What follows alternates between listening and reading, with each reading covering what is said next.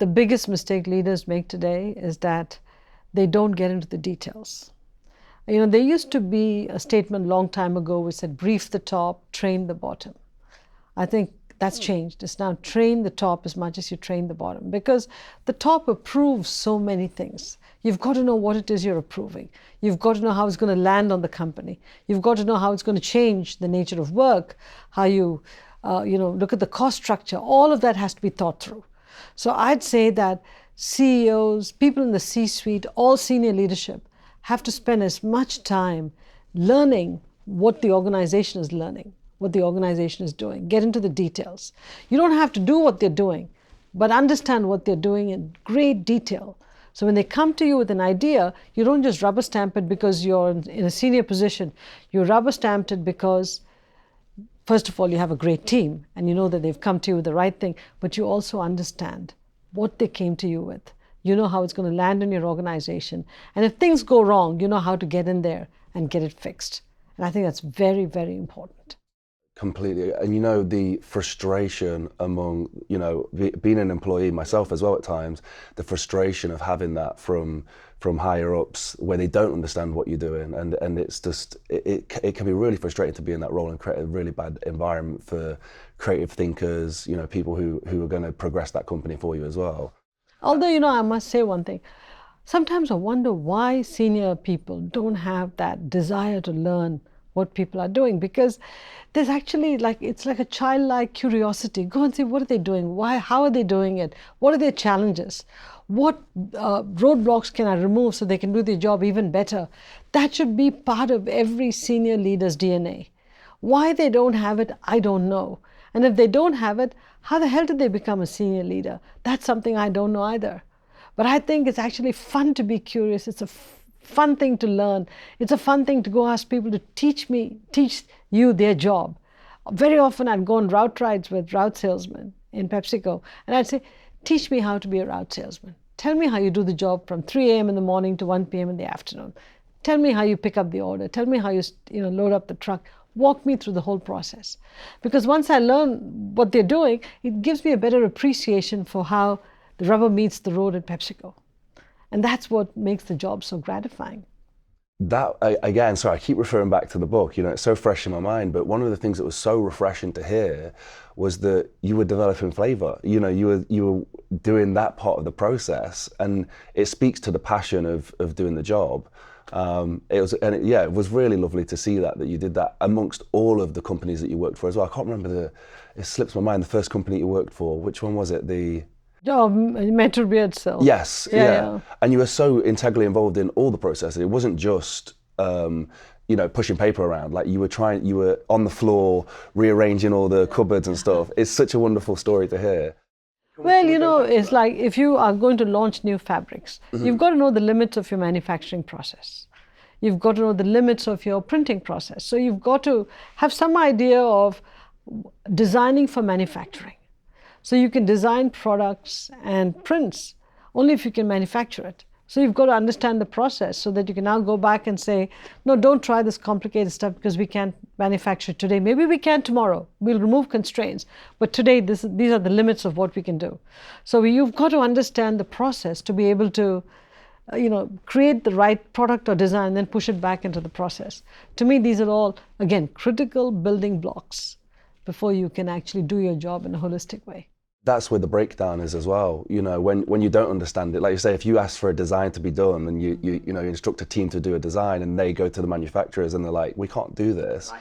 With your integrity, like the understanding of everything.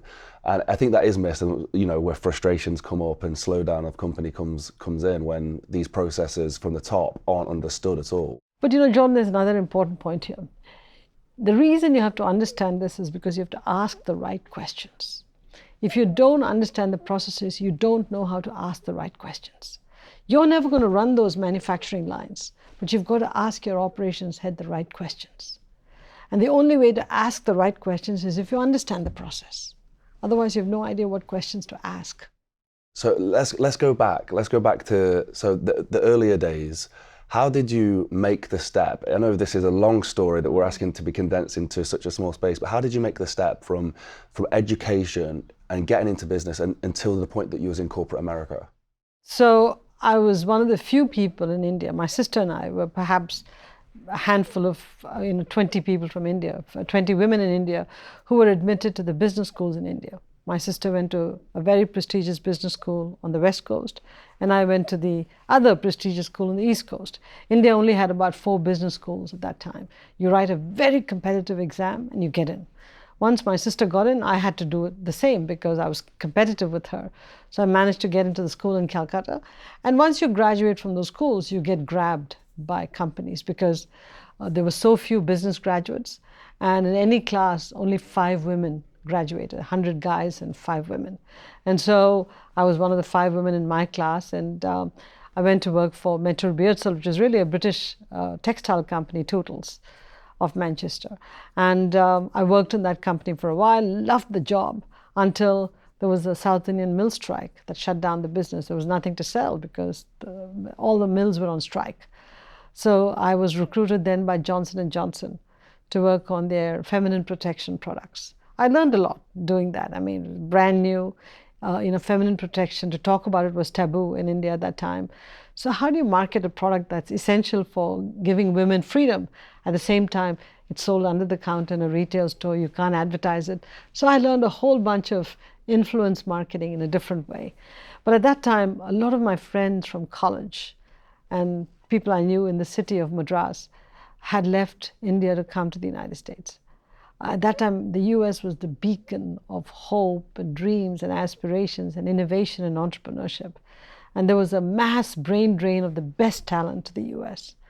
And they kept writing to me saying, you've got to come here. This place is so like you. You love music, you love sports, you love creation. We're all having a ball. You should come. So I said, look, let me see first whether my parents will allow me to go. Second, whether I'll get admitted to a college or a graduate program. And 3, if I'll get any aid. Because remember, we can't afford to pay for a college education in the US. So I was sort of in the US library, US consulate library, flipping through magazines. And I found an article about this new school that had opened up at Yale called the Yale School of Management, which linked the public and private sector. Talked about the role of business in society, how the public, private, and non-profit sectors have to work together. And it was referred to as a wonderful experiment, but a necessary experiment in business education. So I decided to apply to that on a whim. I just said, let me just apply and see what happens. They waived my application fee because I couldn't afford that either, because remember, I haven't told my parents about it. So I applied and didn't think I'd get in. Then this letter shows up in the mail saying I got in.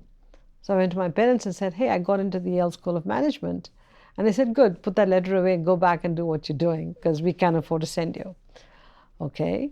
2 weeks later, I get another letter. We're going to give you a third of the money in scholarships, a third of the money in sort of a work study program, and another third as a loan. And we'd like you to come to Yale. So now, I can do this myself. I don't need money. All that I need is an air ticket, which I had enough savings I could pay for it.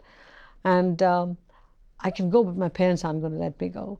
So I go and broach the subject to my father and my mother. My grandfather had passed away. I said, I've gotten in with aid. I don't need money from you. I have savings for an air ticket. Can I go? And then started this huge discussion at home. Should we or should we not? And I think my father won out. He said, if this had been our son, we would have let him go. So why should we hold her back? She's not married. How can I let her go? Says my mother. Then let's find her a guy and get her married. And I say, no, not a chance in hell. I don't want to get married now. So they allowed me to go to the US, which I was surprised by, Jordan. I'll be very honest with you. It took a lot of courage on the part of my mother, in particular, to say go. They came to the airport, saw me off.